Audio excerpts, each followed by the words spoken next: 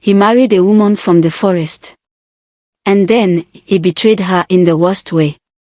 There once lived a poor hunter. A man whose traps often returned empty, and whose home knew more hunger than joy.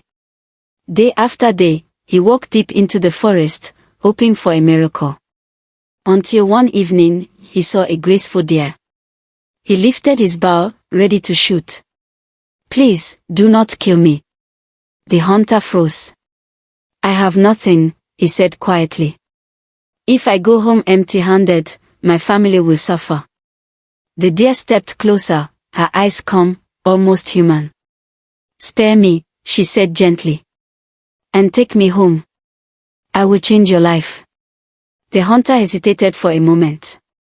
"And what do you want in return?" he asked. The deer paused, then spoke carefully. "You must promise me one thing. No matter what happens, never reveal who I truly am." The hunter nodded. "I promise." The moment they reached his home, everything changed. The deer transformed. Before him stood a beautiful woman. "Do not be afraid," she said softly. "I am the one you spared." From that day on, his life turned around. Food filled his home. Wealth came from places he could not explain. His name became respected everywhere. And in time, she became his wife. She was gentle, kind, always giving. But as his wealth increased, so did his pride. One afternoon, sitting with other men, the hunter laughed loudly. "You all say I am fortunate," he said proudly. "But do you know where my wealth comes from?" The men leaned in, curious. He smirked. "My wife," he scoffed. "She is nothing but a deer from the forest, one I spared out of pity." The men gasped. "I should have ended it that day," he continued carelessly. "But instead, I brought her home, and she has been repaying me ever since." Laughter filled the air. That night, he returned home, still smiling. But something felt different. The house was quiet. His wife stood in the shadows.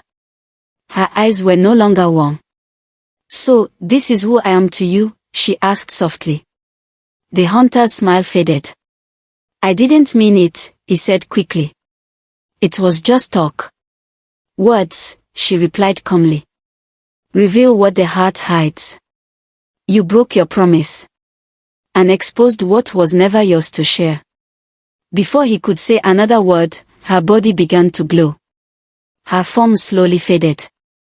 "No, please," he cried, reaching out. But it was too late.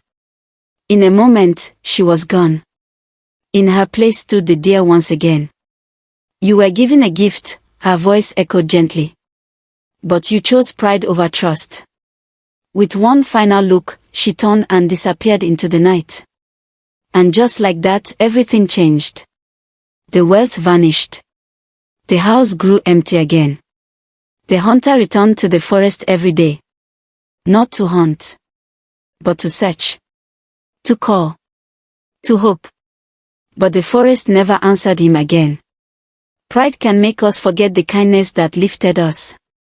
Follow for more African folktales.